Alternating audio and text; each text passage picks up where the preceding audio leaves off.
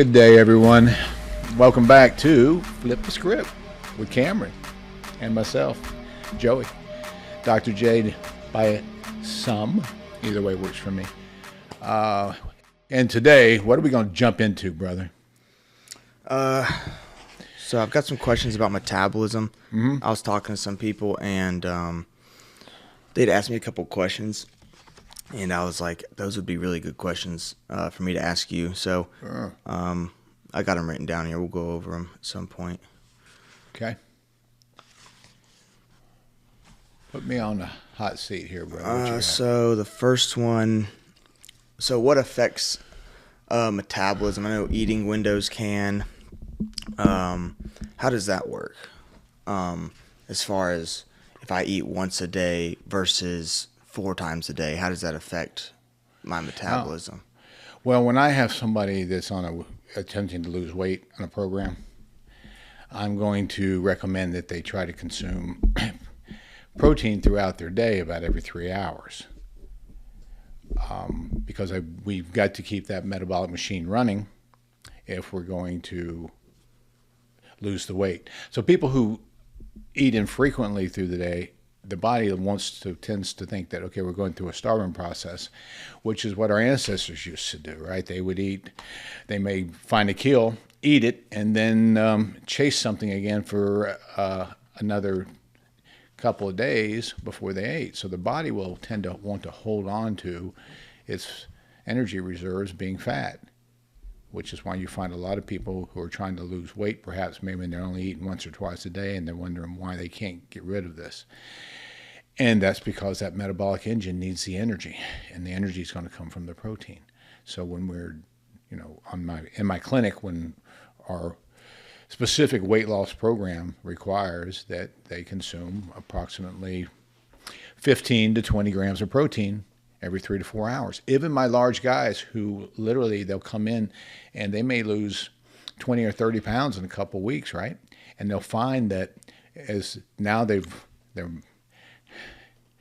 hunger has balanced, and sometimes they find that fourth meal that we require for the weight loss, they're not hungry for it. But I explained to them, if you want to keep this engine running, then you need to consume that protein again, even though you may not be hungry towards the end of the evening. And for a lot of people, the lack of the protein in the diet and the high carb makes them hold on to that energy and that weight. So the body's engine's got to have that food source to maintain that. That's interesting. And like I said earlier, too, it's the same thing with weight loss. It's not about the exercise, right?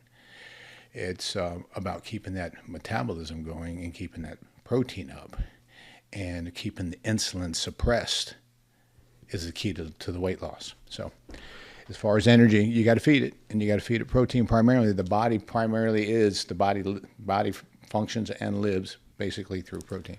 So what is the relationship between metabolism and insulin? Or are they two separate things that don't really... Well, that's here again. That's the insulin is the key. If you want to keep the insulin, increased insulin causes us to store body fat. The liver can only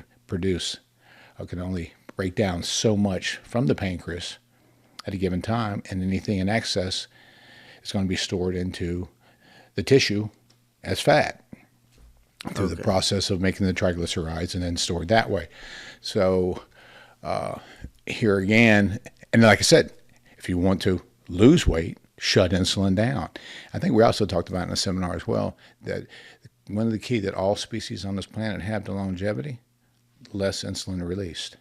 So there's a direct correlation to insulin and all metabolic related issues. So like the pancreas Diseases. can only deal with enough of an insulin spike for, say, a certain amount of carbs, but people are probably eating 3 times that per meal. Correct. And so 2/3 of the carbs they're eating are probably getting shuttled straight into their fat deposits. Or Bingo. whatever. Yeah, because what actually happens with this is sometimes when our carb diets are so high, the pancreas cannot, what they call clip these insulin molecules fast enough. And when that happens, then they get shunted right into the liver. And now the liver has a larger insulin molecule that it's trying to break down, creating accumulation of this in the liver. And there is your fatty liver disease that we talked about a week or two ago, right? The accumulation faster than the liver can break this down. So therefore, it's got to release it up into the blood system through elevated triglycerides, and then the cascade of the cholesterol-related hypothesis downstream. Yeah. Okay. Yeah. So what is it that the protein? Why is it that protein doesn't spike the insulin levels? Is that just because there's no? No, it can. Oh, okay. Protein can. That's a real interesting point. That's one of the things that, but very minimally compared to a carbohydrate. You know, back when I was in my 20s and 30s, the big craze was the egg whites. Take the fat and the good stuff and all the vitamins out of the yolk when we were trying to maintain muscle mass. We wanted the egg white because supposedly that was the high protein. Well, it turns out that when you do consume just egg white, like egg white omelets, and a lot of people are trying to use this to lose weight, well, without the fat in there, it actually will increase the insulin release with just the egg whites themselves. Yeah, so That's they were super actually interesting. right, and so that was kind of like the theory of the 90s. Mm-hmm. And so with nowadays, you know, as we like to say, you know, that's so 90-ish. Mm-hmm. Get your egg yolk. That's where the flavor is. That's where the fat again is. And actually it's going to lower that glycemic spike over just a egg white omelet. So very, very interesting when you talk about the protein. But it's so much less than that of a carbohydrate. You follow me? So why did they ever find out what it was about the egg yolk being in the egg white that caused less of an insulin spike? Fat. So it was the fat. So fat lowers the insulin spike. Correcto. So like let's say, for example, if you want, well, that's the same thing. If you want to lower that insulin spike that you're going to get from eating that slice of wheat bread, what will we do? Throw some butter on it. Throw some peanut butter on it. Everyone says don't put butter on anything, but it actually helps. Oh, yeah. Well, butter, again, we know that correlation between that and cholesterol is a lie and a farce from back in, what's his name, Ansel Keys' hypothetical misprint on the correlation between cholesterol and cardiovascular disease. Yeah. So no, eat your butter. And so protein, stay away from your margarine. So protein doesn't spike insulin as much just because it's not converted to sugar in the body or converted to glucose? Not as quickly. So not as quickly as carbohydrate is. Okay. I mean, it will, but minimally. And I write about that in my first book, right? I kind of give an example of that. What does spike insulin, and protein is there, but very, very, very minimal. So if you look at something like somebody who eats a steak, bacon or eggs, something like that, the spike is so minimal. And people know this who are regulating their glucose. You know, the type 2 diabetics or somebody who has insulin resistant, they're going to, on these monitors, they know exactly what I'm speaking of here because they can tell the difference when they're eating a predominantly protein-dominated diet as opposed to something with a carbohydrate. So a fruit will spike insulin because it's fructose. So if I have somebody who's really strict on trying to bring blood sugar down, we want to try to even avoid fruits, okay?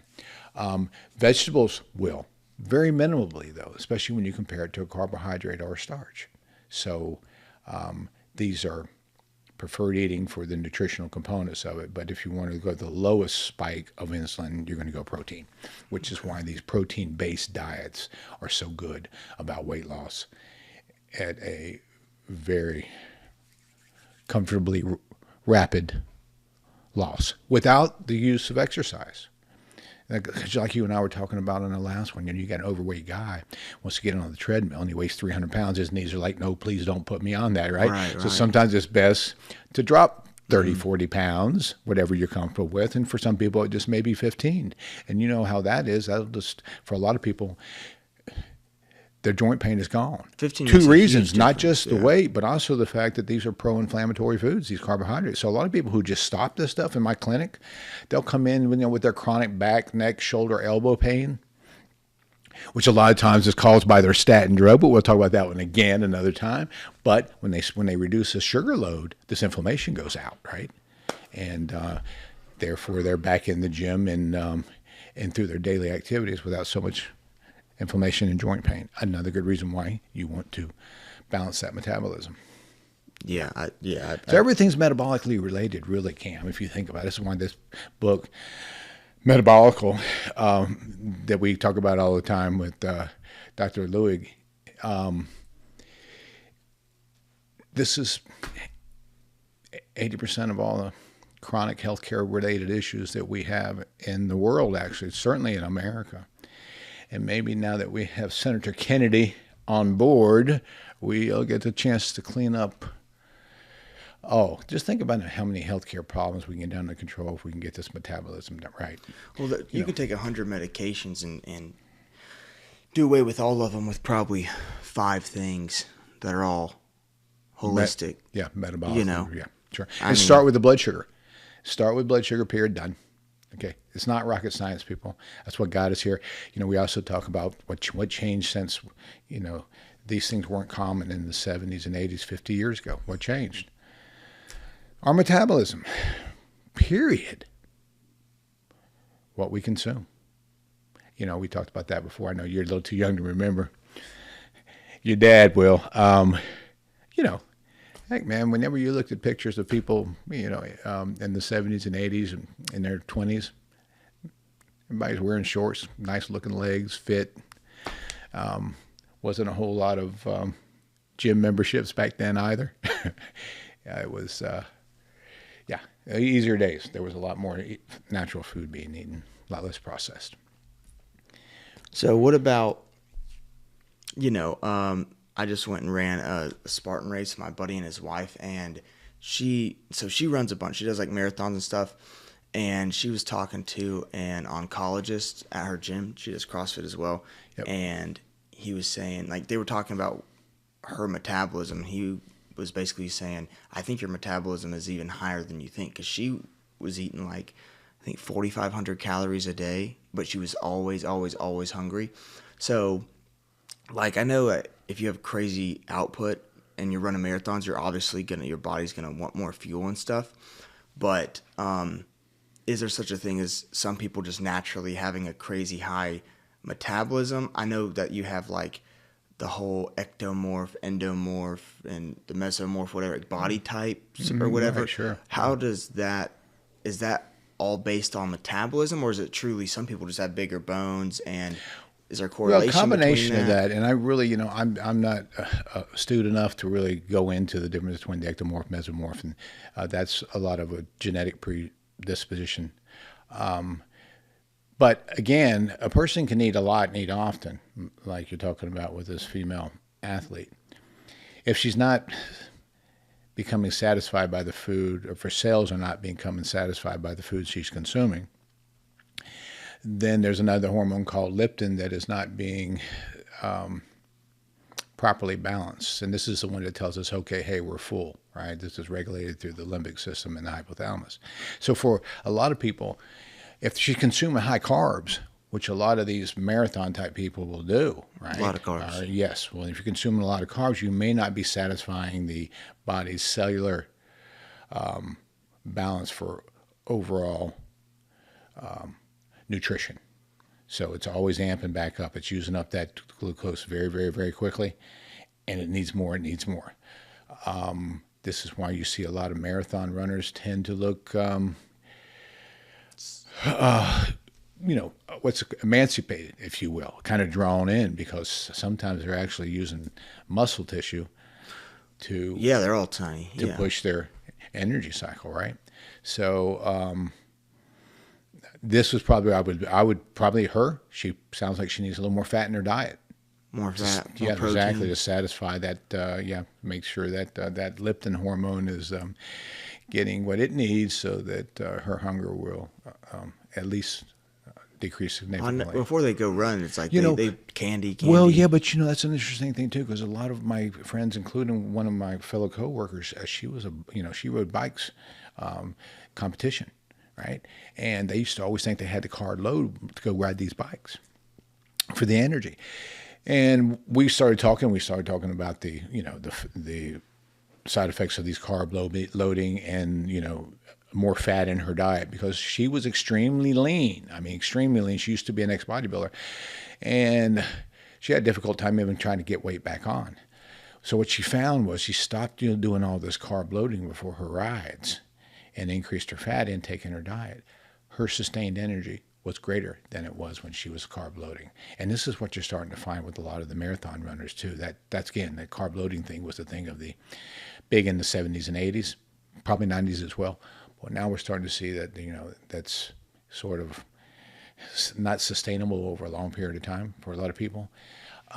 And you're burning that energy very, very quickly, right? It's sort of like trying to heat your house, your fireplace with paper. You're going to get a lot of energy real quick, and then you're going to hit a wall, right? Because there's no sustained energy in there that we're going to get if we increase that fat metabolism. Fat increase in the diet, right? Because again, fat doesn't make you fat. What makes you fat? Insulin release, right? And insulin release is released by carbohydrate at its highest amount. Okay. Yeah, good point there. How does that work? So I know if they're carb loading, they're burning all those carbs when they're running. If they're not carb loading, what are they burning instead? Just fat? Well, what you're going to find, you're going to start getting into the ketosis aspect of it, right? So there again, if we want to increase that fat intake so we have that sustained energy there as well. Somebody like a marathon runner doesn't have to really worry about what the kind of energy they're putting out. They have to worry more about loss of muscle mass.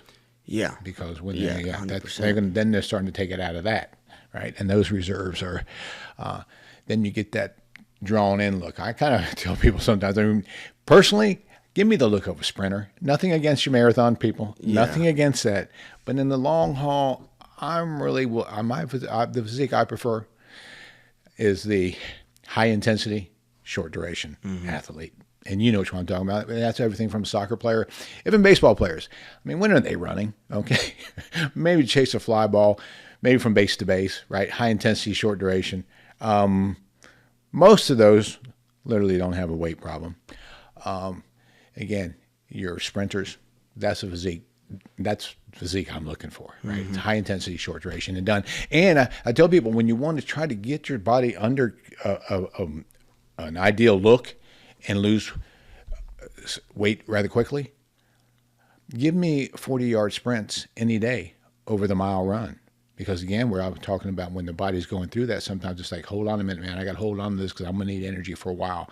We talked about that on the treadmill. People jump on the treadmill for 45 minutes and they wonder why every day, here they are again next week, 45 minutes on, and they're not losing this weight. I say jump on that treadmill, go hard for 3 to 4 minutes, stop and take a break, get back on it. Same thing when I wanted to lose a certain amount of body fat, which was really never too much of a problem for me, but I want to increase muscle density.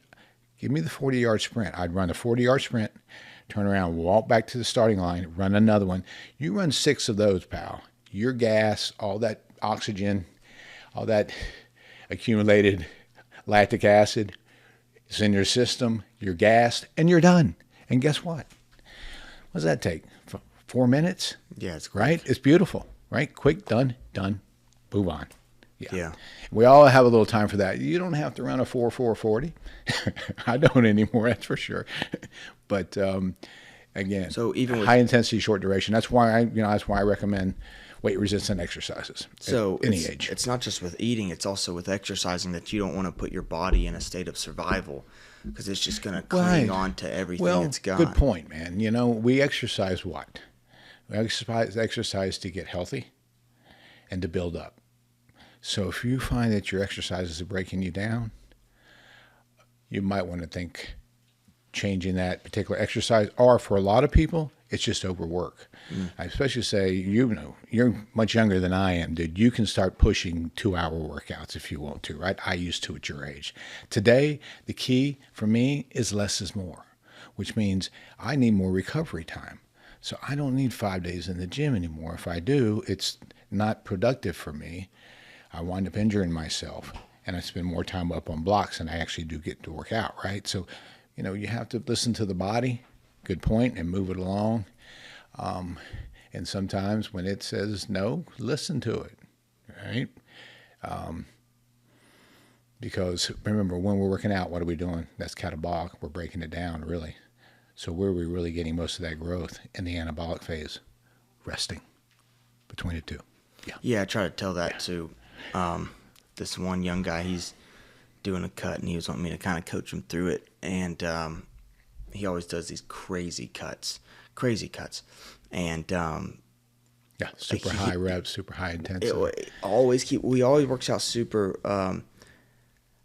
I mean, it's intense. But he's not training until all the way to failure or anything. But he is doing a lot of volume, and he's it's 6-7 days a week. I finally got him down to 5, and I'm like, you got to make sure you're sleeping 8 hours. You need to make sure you're eating. Because he's 6'1". He needs. I was like, you need to make sure. How old?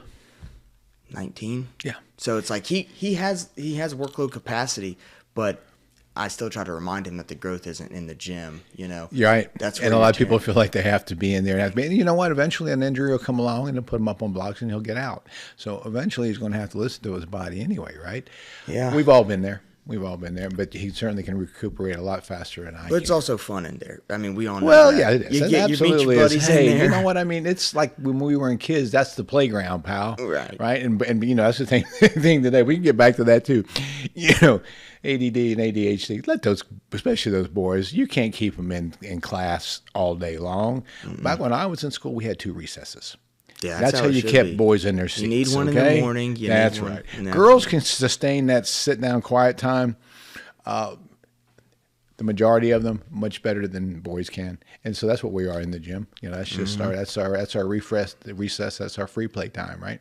That's the way it should be for people. I hate it for those people who think, I got to go to the gym today. No, you don't. Find you something else that you do enjoy, right? Right. Because I personally get to go to the gym, and sometimes that's what I'm looking forward to in the day until I do, right? And then we all know there's nothing better than when you leave that particular, whatever that exercise, whatever that kicks your own butt, nothing better. Yeah. That's the only problem that I found with working out in the morning. I feel amazing, but then about 3 o'clock, I'm like, I could go back. And it's like, well, you could do a double split with that. So that was not uncommon for me. In college, we used to do that quite often. At your age, we would get up, go in the morning, get that started before we go to class, and then afterwards you come home, like you say, and then everybody meets back up at the gym around 5 o'clock, the gym hour. Yeah, that's right. Because there's a social meeting group, So if you did go in early, you're sort of like, oh man, all my buddies.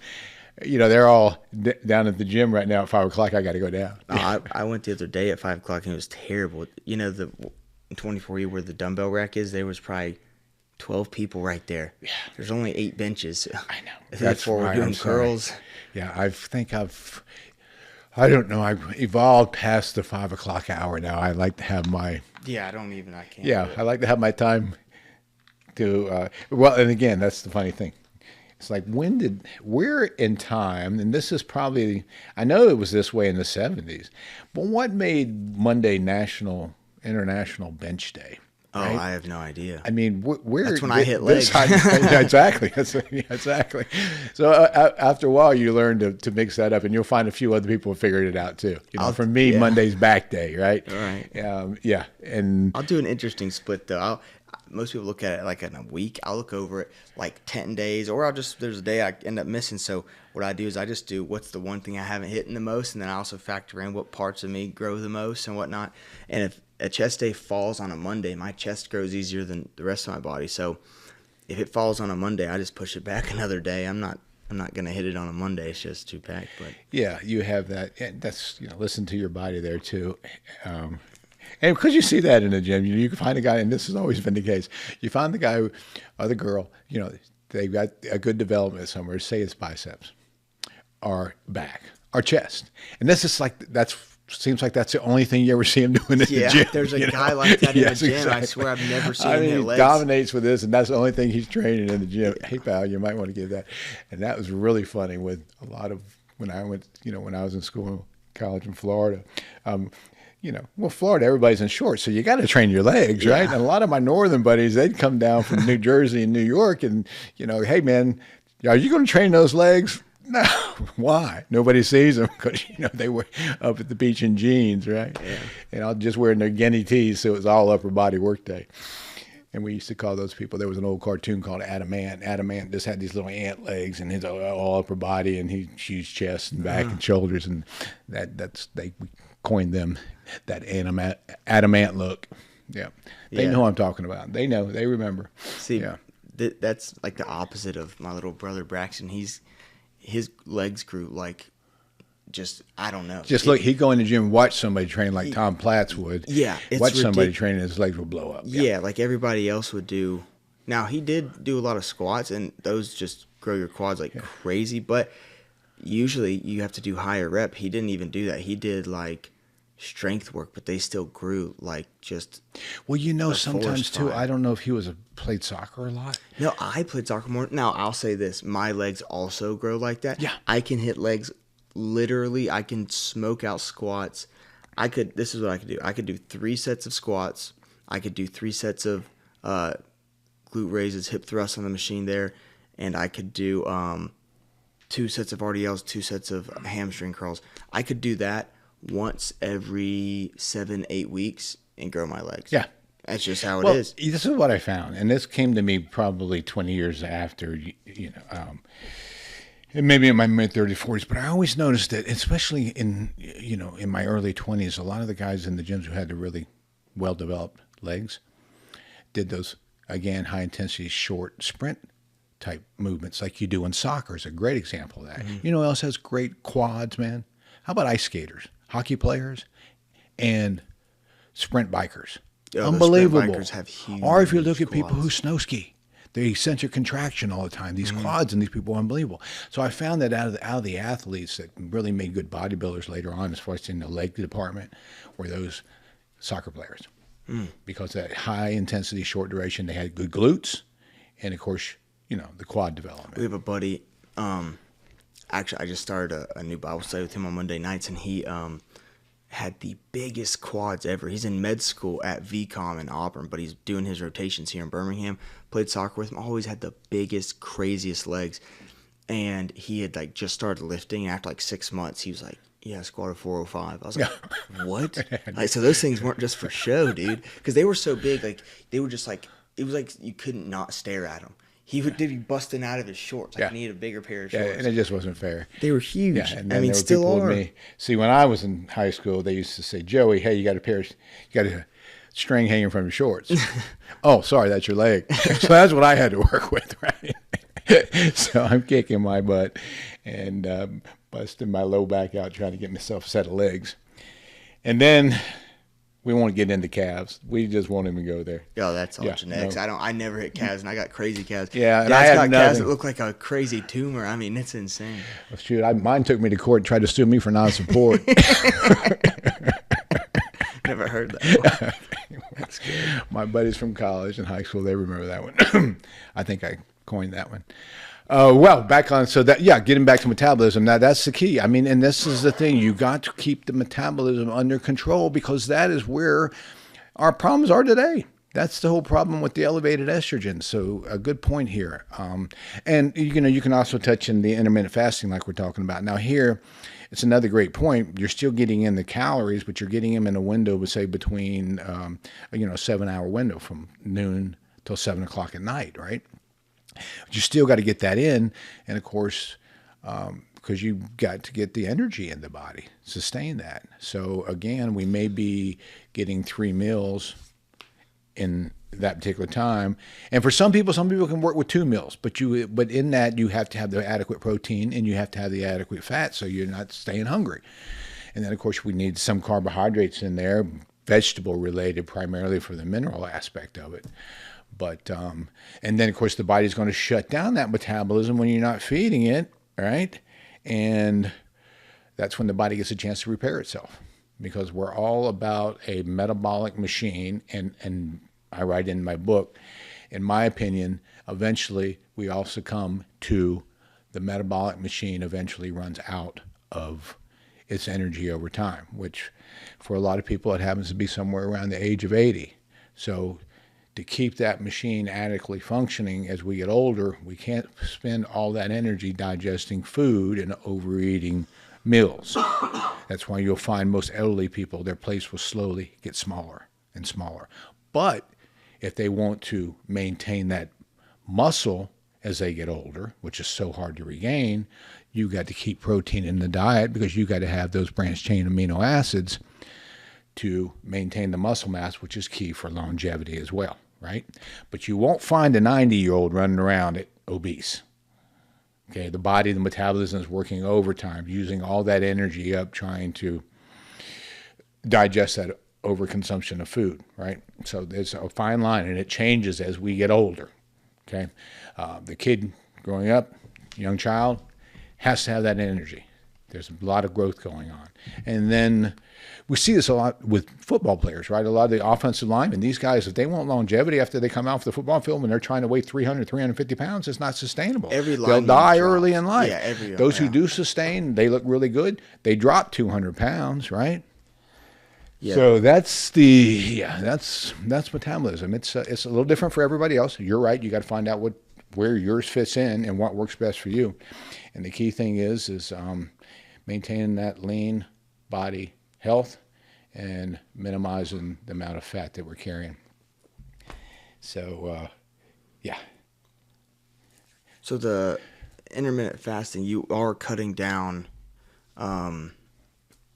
You're not eating as frequently, so it's not bumping your it's not kickstarting your metabolism, but at the same time, it's decreasing the amount of insulin spikes you have.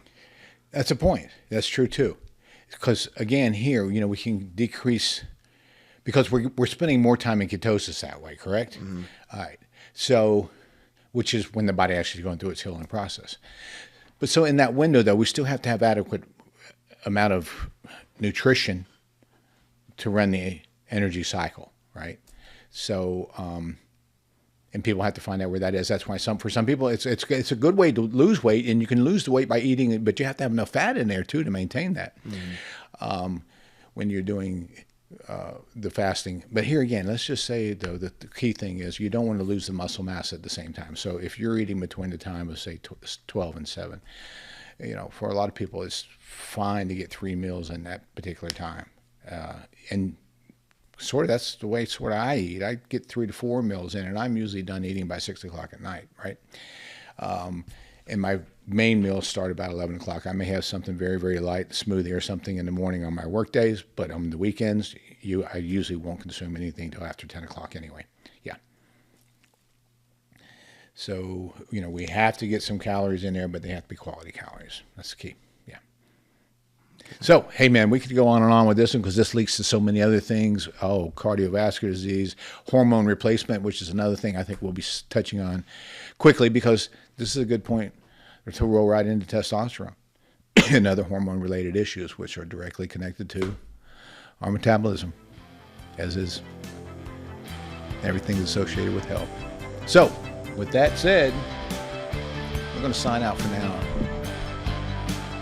Thanks for having us. As always, Dr. J, Joey, and Cameron, until we see you next time, have yourself a great day so you're not missing one.